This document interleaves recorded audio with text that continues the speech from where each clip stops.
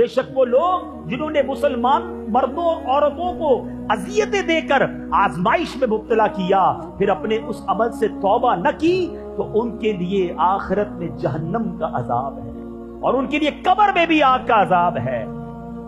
کچھ لوگ کہتے ہیں یار میرا کوئی بگاڑ نہیں سکتا، میرا بڑا روب ہے، ہاں میرے خاندان میں میرے آگے کوئی بات نہیں کر سکتا، محلے میں میری ایسی بات ہے جو میں کہہ دوں وہ ہو جاتا ہے، میرے آفس میں میرا بڑا ہولڈ ہے، میں فلاں یونین کا بڑا ہوں، میں فلاں علاقے کا بڑا ہوں، میری جناب اپنے خاندان میں بڑی بات ہے۔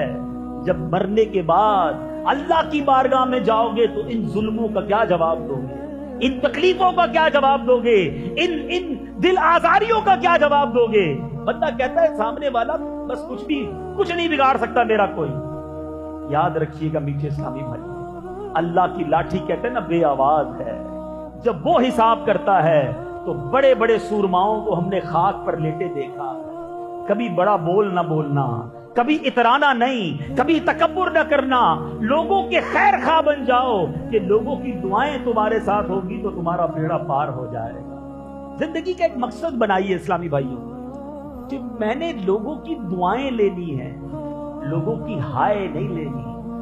جو دعائیں لیتے ہیں نا وہ کامیاب ہو جاتے ہیں، اور جو لوگوں کی ہائے لیتے ہیں، لوگوں کی بد دعائیں لیتے ہیں، تھوڑے عرصے تک تو شاید اونچے رہتے ہیں، پھر ایسے برباد ہوتے ہیں کہ ان کا نام لینے والا بھی کوئی باقی نہیں بچتا۔ نبی پاک نے مسلمانوں کو تکلیف نہ دینے کے بارے میں حدیث پاک میں کیا ارشاد فرمایا؟ میرے آقا فرماتے ہیں تم لوگوں کو اپنے شر سے محفوظ رکھو، یہ ایک صدقہ ہے جو تم اپنے نفس پر کرو گے۔ یعنی میں اگر کسی کو فائدہ نہیں پہنچا سکتا تو کم از کم میری ذات سے کسی کو تکلیف تو نہ پہنچے نا۔ ایک اور جگہ نبی پاک فرماتے ہیں، کیا تم جانتے ہو؟ صحابہ سے پوچھا مسلمان کون ہے؟ صحابہ کرام نے عرض کی اللہ پاک اور اس کا رسول صلی اللہ تعالی علیہ وسلم زیادہ جانتے ہیں۔ ارشاد فرمایا مسلمان وہ ہے جس کی زبان اور ہاتھ سے دوسرے مسلمان محفوظ رہیں۔ ارشاد فرمایا تم جانتے ہو کہ مومن کون ہے؟ صحابہ کرام نے عرض کی حضور اللہ پاک اور اس کا رسول صلی اللہ تعالی علیہ وسلم بہتر جانتے ہیں۔ ارشاد فرمایا مومن وہ ہے جس سے ایمان والے اپنی جانوں اور مالوں کو محفوظ سمجھیں، اور مہاجر وہ ہے جو گناہ کو چھوڑ دے اور اس سے بچے۔ اب سوچئے کہ میں نے وہی شروع میں بات کی نا کہ میری ذات سے لوگوں کو امن فیل ہوتا ہے، سکون فیل ہوتا ہے، اپنے آپ کو محفوظ سمجھتے ہیں، یا ہم سے ٹینشن میں آ جاتے ہیں، ہم سے تکلیف میں رہتے ہیں، ڈرتے ہیں لوگ؟ نہیں میرے نیچے اسلامی بھائیوں، اس سے برا مسلمان کون ہے کہ جس سے مسلمان ڈرتا ہو؟ بات کرنے میں ڈرے، کاروبار کرنے میں ڈرے، پیسے دینے میں ڈرے، رشتہ داری کرنے میں ڈرے، وہ کیسا مسلمان ہے؟ اللہ کے حبیب صلی اللہ تعالی علیہ وسلم کے فرامین سنیے، میرے آقا علیہ الصلوۃ والسلام کیا فرماتے ہیں۔ اللہ کے حبیب نے فرمایا، جیسا کہ ابھی ہم نے سنا کہ مسلمان وہ ہے جس کی زبان اور ہاتھ سے دوسرا مسلمان محفوظ رہے۔ ایک جگہ میرے آقا فرماتے ہیں ہر مسلمان کا خون، مال اور عزت دوسرے مسلمان پر حرام ہے۔ کسی کا مال نہیں لے سکتے، کسی کی عزت نہیں، کسی کا خون کیسے بہا سکتے ہیں، یہ حرام ہے۔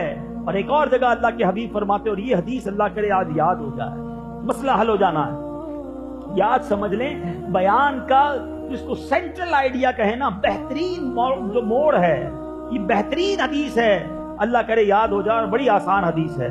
میرے آقا فرماتے من آذا مسلمن فقط آذانی، جس نے کسی مسلمان کو تکلیف دی اس نے مجھے تکلیف دی۔ آگے فرمایا ومن آذانی فقط آذ اللہ، جس نے مجھے تکلیف دی اس نے اللہ کو تکلیف دی۔ اب ذرا سوچ لیجئے بات کدھر تک جائے گی؟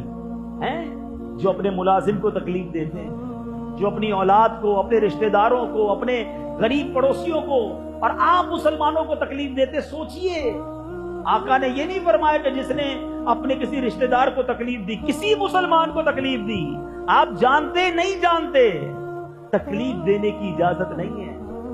لیکن آج پتہ ہی نہیں ہوتا، بس میں جاتے ہیں تو کسی مسافر کو تکلیف دے کر آ جاتے ہیں، کنڈکٹر سے لڑائی کر کے آ جاتے ہیں، کنڈکٹر اگر مجھے سن رہا ہے تو وہ مسافر کو برا بھلا کہہ رہا ہوتا ہے، مسافر کو تکلیف پہنچا دیتا ہے۔ ہر بندہ سوچے اگر کوئی پولیس والا بیٹھا ہے، پولیس والا نہ جانے روزانہ کتنوں کو تکلیف دیتا ہے، اسی طرح ہمیں اگر کوئی پولیس والا روک لے، چاہے غلطی ہماری ہے، ہم اس سے کس انداز میں بات کرتے ہیں، کس لہجے میں بات کرتے ہیں؟ کیا وہ انسان نہیں ہے؟ کیا ہمارے پاس یہ اختیار ہے کہ جتنی گالیاں دینا ہے دے دو، جتنا برا بھلا کہنا ہے کہہ دو؟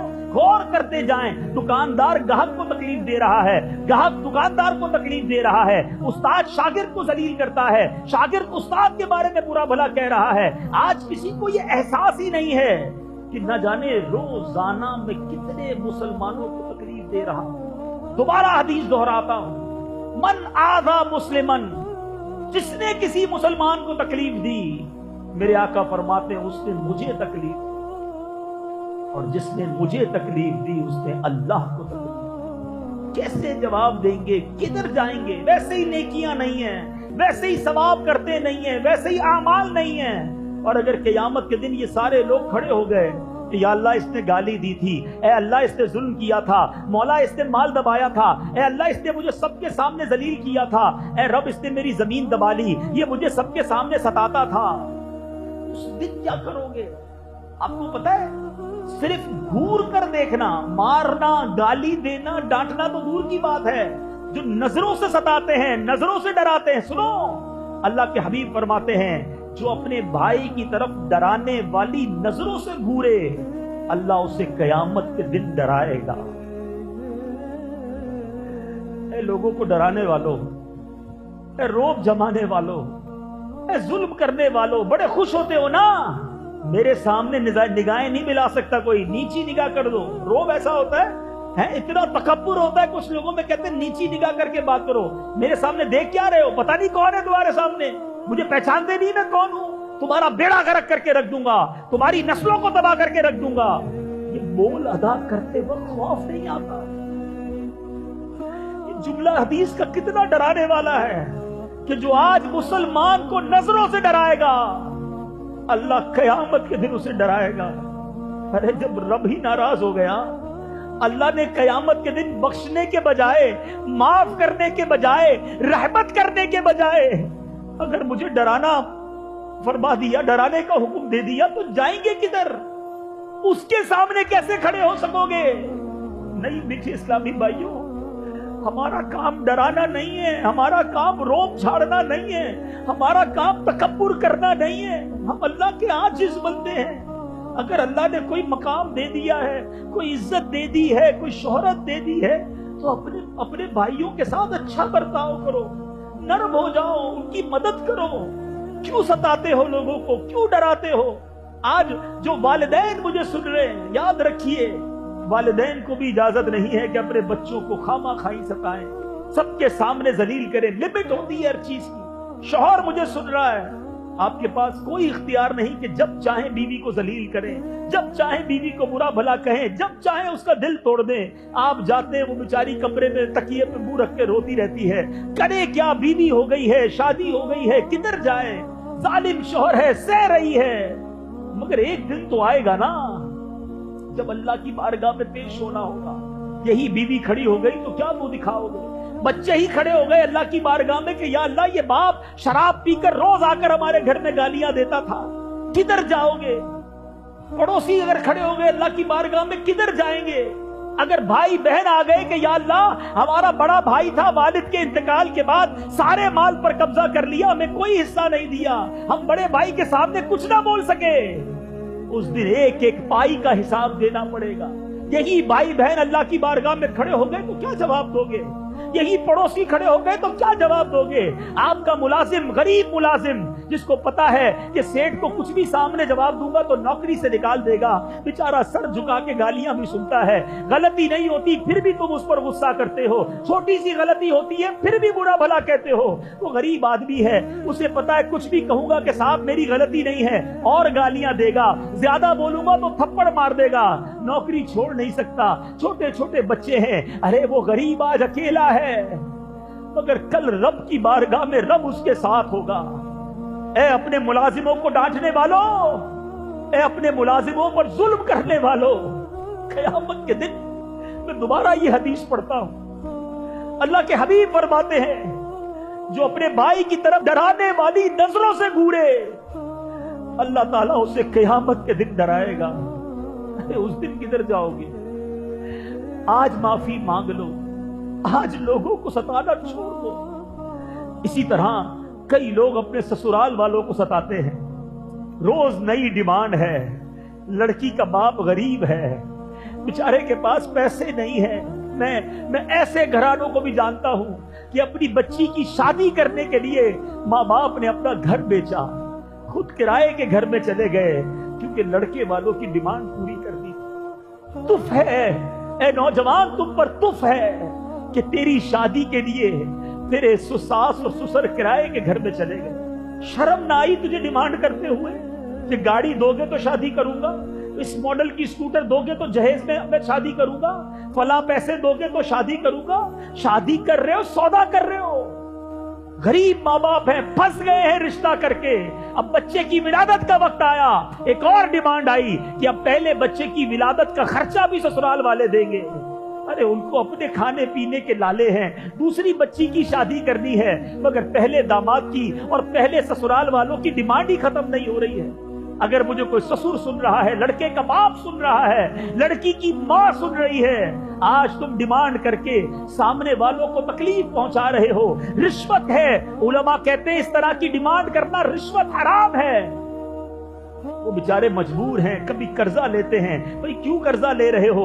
तो दामाद को ईद का जोड़ा देना है। अरे अब क्यों कर्जा ले रहे हो? अरे भाई वो बेटी के ससुर को उम्रे पर जा रहे हैं तो कुछ तोहफा लेकर देना है। शर्म नहीं आती कि सामने वाले कर्जे में डूबे जा रहे हैं और तुम रोज नई डिमांड करते हो, तुम्हारी डिमांडें ही खत्म नहीं होती हैं। क्या जवाब दोगे अल्लाह की बारगाह में? क्या तुम्हें मरना नहीं है? खुदारा नौजवानों से मैं कहूंगा, अगर आपके माँ बाप की डिमांडें हैं, खड़े हो जाएं अपने माँ बाप की बारगाह में, हाथ जोड़कर कहे कि मुझे कुछ नहीं चाहिए अपने ससुराल वालों से। वो गरीब लोगों पर क्यों इतना प्रेशर डालते हो? अगर किसी के यहाँ बेटियां आ गई हैं तो वो बेचारा क्या मर जाए, अपने गुर्दे बेचे, करे क्या अपनी बच्चियों की शादियों के लिए?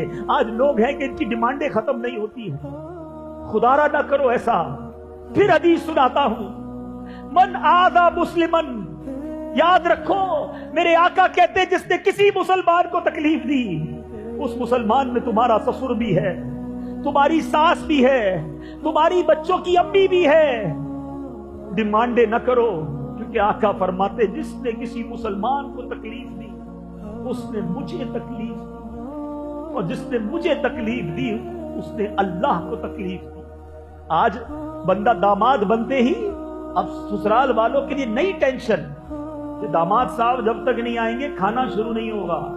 है खाना सबसे पहले इनको देना है, गरम गरम देना है, ज्यादा देना है, वरना बाद में कहेंगे ससुराल वालों ने ख्याल नहीं रखा है। 2 बंदे एक्स्ट्रा दावत पे ड्यूटी लगाई जाती है।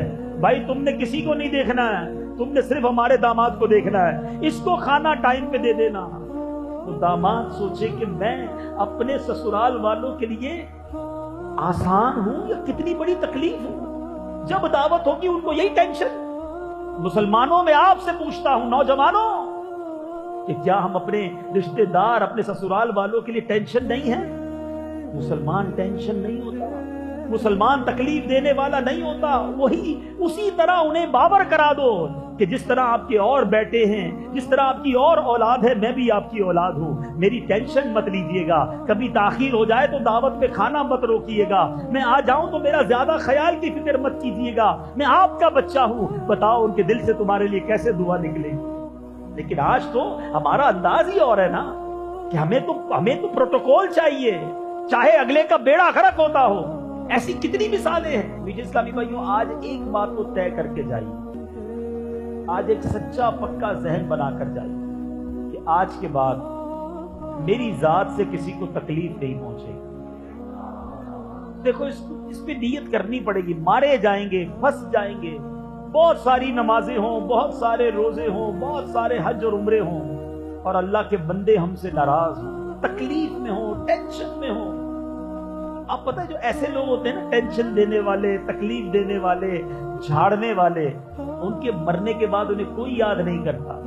बल्कि कुछ लोग तो ये कहते होंगे यार जान छूट गई यार, इतना तंग करता था, इतना सताता था। ऐसे बंदे बनकर मरोगे तो क्या मरोगे? ایسے رہو کہ ساری دنیا سے آپ جتنے لوگ آپ سے ملے سب آپ سے محبت کرو، کسی کا خیال رکھو، کسی کی دعائیں لو، کسی کی خدمت کرو۔ دنیا سے جائیں تو لوگ ہاتھ اٹھا کر دعا کریں کہ یا اللہ بڑا مہربان بندہ تھا، بڑا خیال رکھنے والا تھا، ہماری بڑی خدمت کرتا تھا، اے اللہ اس کی مغفرت فرما۔ پیچھے لوگوں کی دعائیں تو ملے نا۔ سوچئے کہ کیسی لائف ہم گزار رہے ہیں۔ ہمارے دنیا سے جانے کے بعد لوگوں کو تکلیف ہوگی یا راحت ہوگی؟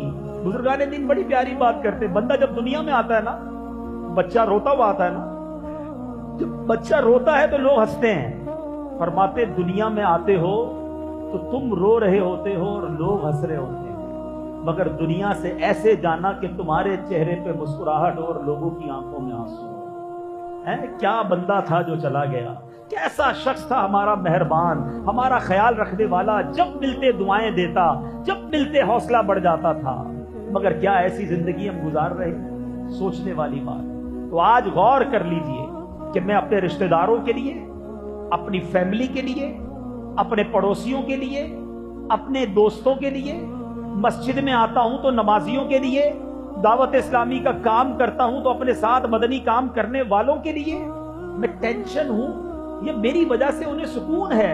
چیک کیجئے اپنے آپ کو، اور اگر واقعی آپ کو یہ احساس ہے کہ واقعی یار میری وجہ سے لوگ ہیں بڑی ٹینشن میں، تو اپنے انداز کو بدلیے، آسان ہو جائیے، نرم ہو جائیے، تکلیف دینے والے نہ بنیے۔ بس آج پکی سچی نیت کر کہ اللہ کا کوئی بندہ، کوئی بندی، کوئی انسان مجھ سے ناراض نہیں ہوگا، میں ناراض نہیں کروں گا، میں تکلیف نہیں دوں گا، اور اگر دے چکا ہوں تکلیف تو معافی مانگ لوں گا، راضی کر لوں گا، کیونکہ ادھر راضی کرنا آسان ہے، ادھر مارے جائیں گے۔ اب میں آپ کو 2-3 ایگزامپلز بتاتا ہوں، ہو سکتا ہے ابھی بھی کسی کے ذہن میں آ رہا ہو کہ یار میں تو تکلیف نہیں پہنچاتا، میں تو کسی کو مسلمان کو پریشان نہیں کرتا۔ اصل میں یہ بھی بڑا مسئلہ ہے کہ جو تکلیف پہنچانے والے ان کو لگتا ہے میں تو کرتا ہی کچھ نہیں۔ ان کو کون بتائے؟ اتنی ہمت بھی نہیں ہوتی ہے کسی کی کہ وہ آپ کو بتا سکے کہ حضرت آپ کی جو بات کرنے کا سٹائل ہے نا وہ ہمارا دل کرچی کرچی کر دیتا ہے، آپ کا یہ جو طنز کرنے کا انداز ہے نا یہ ہمیں بہت برا لگتا ہے۔ یہ بھی ہمت نہیں ہوتی ہے۔ کس کی مجال ہے کہ جو تجھ کو بتا سکے؟ ہمت ہی نہیں ہوتی، کیونکہ اب یہ بتائیں گے تو اور برا بھلا کہیں گے، اور ستائیں گے، اور ڈانٹیں گے۔ سوچئے آپ، ایسے کئی شوہر ہیں کہ بیوی 3 دن تک انتظار کرتی ہے کہ شوہر کا موڈ ٹھیک ہو جائے پھر بات کروں۔ ایسے شوہر کس کا؟ ایسا شوہر اگر میں ہوں تو کیسا ہوں خود سوچئے نا۔ اتنا خوف گھر میں، اولاد باپ سے بات کرنے کے لیے انتظار کر رہی ہوتی ہے کہ کب والد کا موڈ ٹھیک ہو جائے پھر بات کرے، ورنہ ابھی بات کرنی ہے تو گالیاں ہی پڑنی ہیں۔ یہ باپ اپنے بارے میں سوچے میں کتنا برا انسان ہوں۔ اسی طرح سیٹھ سے اب نوکر بات کرنے میں کئی دن تک سوچتا ہے کہ یار آج صاحب کا موڈ ٹھیک نہیں ہے، آج بات نہیں کرنا ورنہ خیر نہیں ہے، اور یہ کہہ بھی نہیں سکتا کہ حضرت آپ کے موڈ کی وجہ سے بات نہیں کر رہا ہوں۔ اتنی ہمت تو نہیں کرے گا نا کوئی۔ تو ایک یہ بھی پرابلم ہے کہ جس کا مزاج ایسا ہے، تنگ کرنے والا، ڈانٹنے والا، جھاڑنے والا، اس کو سمجھا بھی کوئی نہیں سکتا، اور وہ بھی سمجھ رہا ہوتا ہے میں تو بالکل ٹھیک ہوں، آئی ایم اوکے۔ نہیں جناب، آپ اوکے نہیں ہیں، آپ سے بڑی تکلیف ہے، آپ سے بڑی ٹینشن ہے، مگر پرابلم یہ ہے کہ یہ تکلیف بتانے کے لیے بھی کسی میں ہمت نہیں ہے۔ خدا را خود اپنے آپ کو چیک کرنا ہوگا کہ میں کہیں گھر میں داخل ہوتا ہوں، لوگ مسکراتے مسکراتے چپ تو نہیں ہو جاتے؟ مسکراہٹیں ختم ہو جاتی ہیں کسی کے گھر میں داخل ہونے سے، اچھا خاصا لوگ ریلیکس ہوتے ہیں، گھر میں داخل ہوتے ہی سب پہ ٹینشن، ایمرجنسی طاری۔ اب بندہ خود سوچ لے کہ میں گھر کا فرد ہوں یا پولیس انسپیکٹر ہوں، گھر میں جاتے ہی سب ٹینشن میں آ گئے، جلدی کھانا لگاؤ ورنہ خیر نہیں ہے، کپڑے استری کر دو ورنہ ابو نے چھوڑنا نہیں ہے، جلدی جوتے پالش کرو ورنہ بڑے بھائی نے ناراض ہو جانا ہے۔ ارے بڑا بھائی ہے، والد ہے، یا کوئی پولیس انسپیکٹر ہے؟ اپنے بارے میں سوچیں کہ میں جدھر جاتا ہوں لوگوں پر خوف طاری ہو جاتا ہے، وہ انسان اچھا نہیں ہے۔ آپ جدھر جائیں لوگوں کے چہروں پر مسکراہٹ آ جائے، کمفرٹ ہو جائے، آسانی محسوس ہو، گھر والے کہے ابو آ گئے، بھائی آ گیا ہے، ماں کہے میرا بیٹا آ گیا، ادھر تو سارے ٹینشن میں ہوتے ہیں۔ اپنے آپ کو چیک کیجیے۔ اور اب میں 2-3 ایگزامپل دے کر بیان کو ختم کرتا ہوں۔ مثال کے طور پہ اب عادت ہے نا، کسی کے گھر گئے اور وہاں جا کر جناب کسی نے دعوت پر بلایا، ایک تو اس نے مہربانی کی ہمیں بلایا، ہم کیا بنے؟ مہمان۔ مہمان کے آداب ہیں کہ جدھر بٹھائے ادھر بیٹھ جائیں، گھر میں کھانے میں عیب نہ نکالے، فرمائشیں نہ کرے، مگر ادھر ایسے مہمان ہیں کہ ان کو مہمان بنا لے، اب اپنی خیر نہیں ہے، جو گھر میں جاتی انہوں نے شروع ہو جانا ہے، یار ابھی تک وہی پرانے ہی صوفے ہیں، میں 5 سال پہلے آیا تھا تب بھی تم نے کلر کرنے کا کہا تھا، ابھی تک کلر نہیں کروایا، یار پنکھا تو دیکھو تمہارا کتنی آواز کر رہا ہے، باہر میں نے موٹر سائیکل کھڑی دیکھی ابھی تک وہی پھٹیچر موٹر سائیکل لے کے رکھی ہے۔ ارے بھائی بندہ بولے میں نے آپ کو کھانے کے لیے بلایا ہے، اپنے گھر کا انسپیکشن کے لیے نہیں بلایا۔ اچھا اب جب کھانا آیا تو نہیں یار میں تو چاول نہیں کھاتا، اب صاحب کے لیے روٹی ڈھونڈ کے لاؤ، میں تندور کی روٹی سے پرہیز کرتا ہوں، سلائس کھاتا ہوں، اب سلائس گھر میں نہیں ہے اس کے لیے سلائس لے کر آؤ، میں اچھا کولڈ ڈرنک کا انتظام نہیں ہے مگر پہلے ہی کہہ دیا میں تو ڈائٹ بوتل پیتا ہوں، چلو بھائی اب وہ شرمندہ بھگا رہا ہے کسی کو ڈائٹ بوتل، حالانکہ ہونا یہ چاہیے کہ جو دسترخوان پر آ گیا اس کے سوا کچھ نہ منگوائے، ہو سکتا ہے وہ گھر میں نہ ہو۔ ایک بار مجھے یاد ہے ایک صاحب نے، ہم کھانے پر بیٹھے تو میزبان سے کہا کہ ٹیشو پیپر لائیے، اچھا ہر بندہ سمجھتا ہے ہر گھر میں ٹیشو ہوگا، نہیں ہوتا، اس بیچارے نے شرم کے مارے باہر گیا، بچے کو پیسے دے بیٹا جاؤ بھاگ کے جلدی سے ٹیشو پیپر لے کر آؤ۔ اب سوچیے آپ کی چھوٹی سی فرمائش نے اس کو شرمندہ کر دیا، یہ نہیں ہونا چاہیے۔ جو دسترخوان اگر پسند ہے تو کھا لیجیے، اگر آپ کا مزاج نہیں ہے، نبی پاک علیہ السلام کا انداز یہ ہوتا کہ کھانا پسند نہ ہوتا تو ہاتھ روک لیتے، عیب نہ نکالتے، لیکن آج کسی کو مہمان بنا لے وہ مہمان میزبان کے لیے ٹینشن بن جاتا ہے، ایسا کیوں؟ حالانکہ یہاں تک لکھا کہ آپ کو جدھر بٹھائے ادھر بیٹھے، میزبان جہاں کہے نا حضور آپ اس صوفے پہ بیٹھ جائیں ادھر ہی بیٹھ جائیں، بندہ کہ نہیں ہے ذرا میں ادھر بیٹھوں گا، کیا پتا اس کو وہاں نہ بٹھانا ہو، آپ کو وہاں بیٹھیں گے تو گھر کی بے پردگی ہونی ہو، وہ صوفے کا کور ہی پھٹا ہوا ہو، تو بیچارے نے اوپر چادر رکھی ہو، اپنا عیب چھپایا ہو، مگر آپ جا کر وہاں بیٹھ رہے۔ اپنی عادت بنائیں۔ آپ بتائیے ہے بڑی باریک سی بات، مگر کیا ہم کسی کے مہمان بنتے وقت یہ خیال کرتے ہیں کہ اس کو ٹینشن نہ ہو؟ کوئی ڈیمانڈ نہیں ہونی چاہیے بالکل، اور آخر میں دعائیں دے کر آئیں، عیب نکال کے نہ آئیں۔ پرابلم یہ کچھ لوگوں کا کام ہی عیب نکالنا ہے، ان سے ہاتھ ملاؤ تو ایسا لگتا ہے کانٹا چبھو دیتے ہیں، بندہ بولے نہ ہی ہاتھ ملاتا تو اچھا تھا یار۔ جب ملتے ہیں کوئی نہ کوئی طنز، کوئی نہ کوئی، کبھی امامہ نہ پہنو تو کہتے ہیں آج امامہ نہیں پہنا، کبھی امامہ پہنو تو یہ والے رنگ کا کیوں پہنا ہے؟ یار تم مسکراتے نہیں ہو، زیادہ مسکرائے تو ہر وقت مسکراتے رہتے ہو، بندہ بولے کروں کیا اس کے سامنے، اتنی ٹینشن؟ تو ایسے نہ بنے۔ کیا لوگوں میں خوبیاں نہیں ہوتی؟ ایک مثال بڑی پیاری ہمارے نگران شورا دیتے ہیں، 2 قسم کی مکھی ہوتی ہے، یاد رکھیے، ایک ہوتی ہے گھریلو مکھی اور ایک ہوتی ہے شہد کی مکھی، ٹھیک ہے نا؟ گھر میں بھی مکھیاں ہوتی ہیں، گھر کی مکھی کہاں بیٹھتی ہے؟ گھر کی مکھی ڈھونڈ کر گندگی پر بیٹھے گی، جدھر کچرا پڑا ہوگا نا گھر کی مکھی ہاؤس فلائی ادھر ہی جا کے بیٹھے گی۔ آپ کا کبھی جسم پہ کہیں زخم لگ جائے وہ زخم پہ آ کر مکھی بیٹھے گی، گندگی پر ہی مکھی بیٹھے گی۔ اور شہد کی مکھی کہاں بیٹھتی ہے؟ پھولوں پہ جا کر۔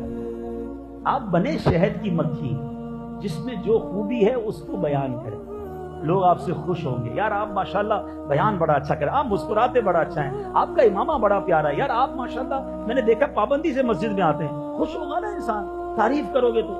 مسجد میں 5 وقت آتا ہے، اس کو کہیں گے لیٹ کیوں آتے ہو یار، ٹائم پہ آیا کرو، ارے آ تو رہا ہے اس میں بھی تمہیں پرابلم ہے، یعنی طنز ہی کرنا ہے، عیب ہی نکالنا ہے، تو پرابلم تمہارے اندر ہے کہ تمہیں نظر ہی عیب آتا ہے، تمہیں کوئی خوبی نظر نہیں آتی، اپنا علاج کرواؤ۔ اسی طرح کسی مریض کی عیادت کرنے جائیں، ثواب کا کام ہے، بندہ کہتا ہے یار میں سنت پر عمل کرنے جا رہا ہوں، ضرور جائیے، مگر مریض کی عیادت کے بھی تو آداب ہے نا۔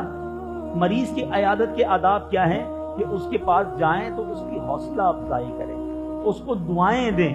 کچھ لوگ مریض کے پاس جا کر اس کو مزید بیمار کر کے آ جاتے ہیں، یار تم تو مجھے بہت بیمار لگ رہے ہو، تمہاری بیماری تو بہت بڑی لگتی ہے، اللہ خیر کرے پتہ نہیں کیا ہوگا۔ بندہ کہے یار یہ میرے کو مارنے آیا ہے یا مجھے دعا دینے کے لیے آیا ہے؟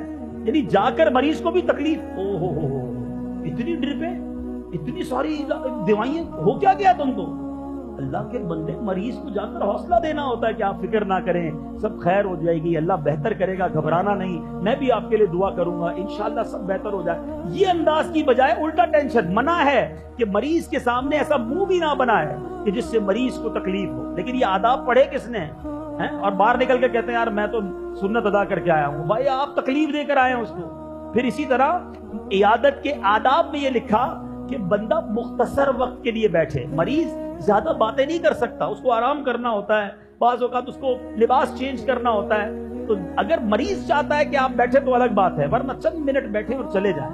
لیکن کچھ لوگ گھنٹوں. اچھا ایک ہی سوال سب نے کرنا ہے، یار یہ بتاؤ ہوا کیا تھا؟ اب وہ بیچارہ پوری سٹوری سنائے کہ اس کو ابھی ایک گیا دوسرے کو، پھر دوسرے کا بھی یہی سوال ہوگا، یار تمہیں ہوا کیا ہے؟ کبھی کبھی تو جی چاہتا ہے موبائل میں ریکارڈ کر کے رکھ لے، جو آئے پلے کر دے، یہ ہوا تھا بھائی پورا سن لو. اچھا پھر دوسرا سوال، ڈاکٹر نے دوائیاں کون سی دی ہیں؟ بھائی تم کوئی ڈاکٹر ہو، کوئی MBBS کیا، کیوں بتاؤں تم کو دوائیاں کون سی دی ہیں؟ اچھا علاج کیا چل رہا ہے، ڈرپ کون سی لگائی ہے؟ ساری فائلیں کھولتے ہیں. بھائی تمہیں پڑھنے آتا نہیں، فائل میں لکھا کیا، خامخواہ ڈاکٹر بننا ہے، روب جھاڑنا ہے. تکلیف ہے یہ ساری چیزیں. سوچئے آپ، جب ابھی سمجھ نہیں آ رہا، جب آپ بیمار ہوئے ہوں گے اور آپ سے یہ سوال بار بار کیا جائے گا تو کتنی تکلیف ہوتی ہے. اچھا اس کے بعد کھڑے ہی نہیں ہوں گے، بیٹھے بندہ کروٹ بدلنا چاہ رہا ہے، سونا چاہ رہا ہے، مگر وہ کھڑے ہی نہیں ہو رہے. یہ بھی مریض کی تکلیف کا باعث ہے. ایک بزرگ کے بارے میں آتا ہے، کچھ لوگ ان کی عیادت کرنے کو گئے، وہ کھڑے ہی نہ ہوں، بیٹھے رہے، اور لوگ آئے وہ بیٹھے، دوسرے آئے وہ بیٹھے. تو وہ کہتے ہیں حضور لگتا ہے کہ آپ کو تکلیف ہو رہی ہوگی، کافی سارے لوگ آ رہے ہیں، آپ کہیں تو میں کنڈی لگا دوں دروازے کی. کہا بیٹا بالکل کنڈی لگا دو، مگر باہر سے لگا دو. کہنے کا مقصد یہ تھا کہ تم بھی باہر جاؤ اور باہر سے کنڈی لگا دو. تو یہ بھی ہمیں احتیاط ہونی چاہیے کہ بعد میں مریض کو ہی نہ کہنا پڑے حضرت آپ بھی جائیں، مجھے آرام کرنی ہے. تو بہرحال یہ وہ باتیں ہیں کہ ہمارے ہر عمل میں ہمیں سوچنا ہوگا، اور یہ تمام چیزوں کا علم کتابوں میں ہے کہ مریض کے پاس جانے کے آداب کیا ہیں، مہمان بننے کے آداب کیا ہیں. ابھی وقت میرے پاس تھوڑا ہے، ورنہ پڑوسی کے آداب کیا ہیں. پڑوسی کے لیے تو اتنی روایتیں موجود ہیں کہ جس کا پڑوسی راضی اس سے اس کا رب راضی. مگر آج ہمارے پڑوسیوں کا جو حال ہے، حالانکہ یہاں تک کہا گیا کہ جب گھر میں سالن بناؤ تو شوربہ زیادہ بناؤ تاکہ پڑوسیوں کو کچھ بھجوا دیا کرو. مگر آج ہمارے بچے برگر کھانا چاہتے ہیں، بروسٹ کھانا چاہتے ہیں، اور ہم منگوا کر اس کے ڈبے باہر پھینکتے ہیں تاکہ پڑوسی کے بچے بھی رونا شروع کر دیں. اگر پڑوسی غریب ہے تو ان قیمتی چیزوں کو اگر گھر میں منگوایا ہے تو اس کے ریپر، اس کی تھیلیاں گھر کے باہر نہیں رکھنا چاہیے. قیمتی فروٹ لائے ہیں یا تو پڑوسیوں کو بھی دیجیے، اور اگر نہیں دے سکتے تو اس کے چھلکے تو باہر نہ پھینکیں تاکہ پڑوس کے بچے ابو کو کہے کہ برابر والوں کے یہاں سیب آیا، ان کے یہاں آم آیا، ابو ان کے یہاں فلاں ہوٹل سے کھانا آیا، ہمیں بھی چاہیے. وہ غریب کدھر اپنے بچوں کو کھلا سکے گا؟ اگر مدد نہیں کر سکتے ہو، تعاون نہیں کر سکتے ہو تو تکلیف تو نہ پہنچاؤ. رات کو جناب گھر میں کام ہو رہا ہے، ڈرل مشین سے سوراخ ہو رہا ہے، کبھی جوس بنانا ہے، کبھی مسالہ پیسنا ہے تو گرینڈر مشین چل رہی ہے. کبھی نہیں سوچا کہ اگر فلیٹ میں رہ رہا ہوں تو نیچے والا کیسے سوئے گا، برابر والے کو تکلیف ہوگی کہ نہیں. ارے ہوتی ہو تو ہوتی رہے، ہمارا کام پورا ہونا چاہیے. نہیں میرے پیچھے اسلامی بھائیوں، پڑوسی کے حقوق کتنے ہیں. ایک بار نبی پاک پڑوسی کے حقوق بیان کر رہے تھے، صحابہ عرض کرتے ہیں کہ آقا نے اتنے حقوق بیان کیے کہ ہمیں ڈر لگنے لگا کہ نبی پاک کہیں پڑوسی کا وراثت میں حصہ بھی نہ بیان کر دیں. اتنے حق ہیں. مگر سچ بتاؤ ہمارے پڑوسی ہم سے خوش ہیں؟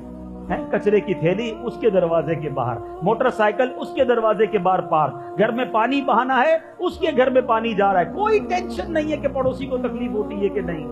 آج ہم نے نیت کی ہے نیچے اسلامی بھائی، دوبارہ دہرا لیتے ہیں، آج کے بعد ہماری ذات سے کسی کو تکلیف نہیں ہوگی، تکلیف نہیں دیں گے. اور آج یہ بھی کرنا ہے، جو نہیں دیں گے اچھی بات ہے، جو دے چکے اس کا کیا ہوگا؟ اس کو اس سے معافی مانگے.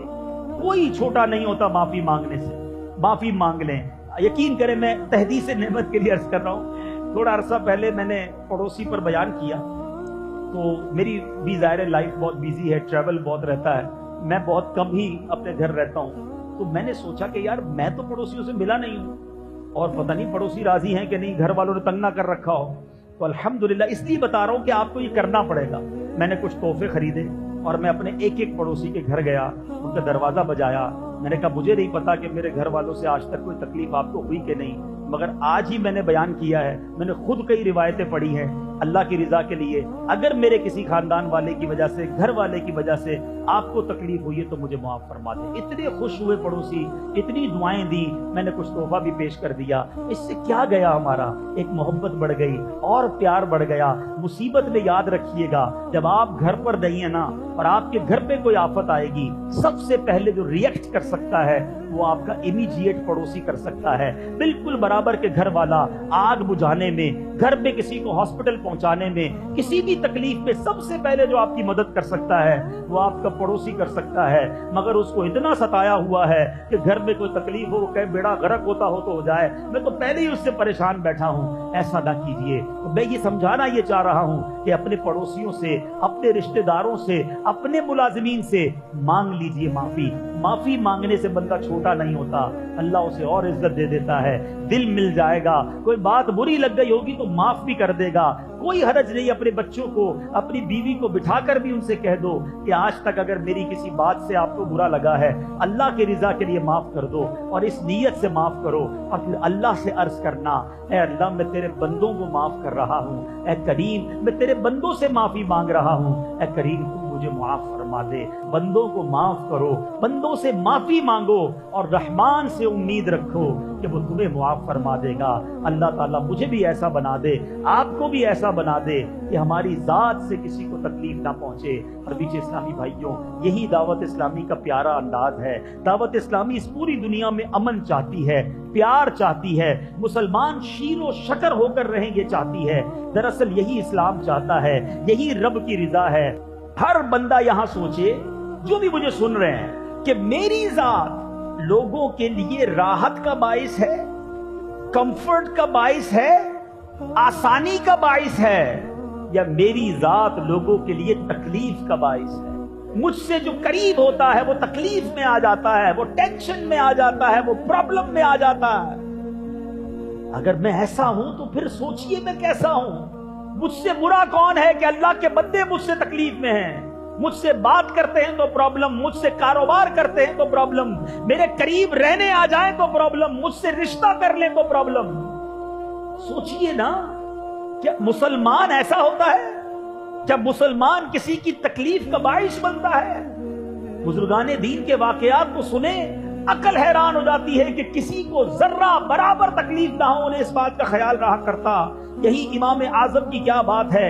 एक बार आपके बारे में आता है कि आप अपने किसी गैर मुस्लिम, मुसलमान नहीं था, गैर मुस्लिम बंदा था, उसको कर्जा दिया था, उसके यहाँ कर्जा वसूल करने के लिए तशरीफ ले गए।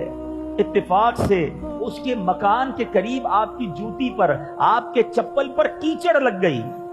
कीचड़ छुड़ाने के लिए इमाम आजम ने अपने चप्पल को जब झाड़ा तो वो कीचड़ उछलकर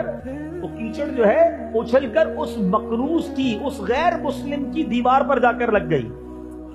आप पर खौफे खुदा का गलबा हुआ, परेशान हुए कि ये जो गैर मुस्लिम है इसकी दीवार मेरी वजह से खराब हो गई है। अब अगर मैं कीचड़ निकालता हूं तो दीवार का रंग खराब हो जाता है, और साफ नहीं करता तो दीवार खराब रह जाती है। इसी शशो पंज में है, इसी टेंशन में है कि अब वो शख्स बाहर निकलता है। दरवाजे पर इमाम आजम अबू हनीफा रहमतुल्लाहि तआला को देखता है। समझ गया इमाम आजम आए हैं, कर्ज का तकाजा करने आए हैं। कहता हुजूर थोड़ा सा वक्त दे दे। थोड़ा टालम टोल करने लगा, अभी पैसे नहीं हैं, थोड़ा मजीद टाइम दे दें। अल्लाह अकबर, इमाम आजम का तकवा देखो, खौफे खुदा देखो, हुकूकुल इबाद का ख्याल देखो।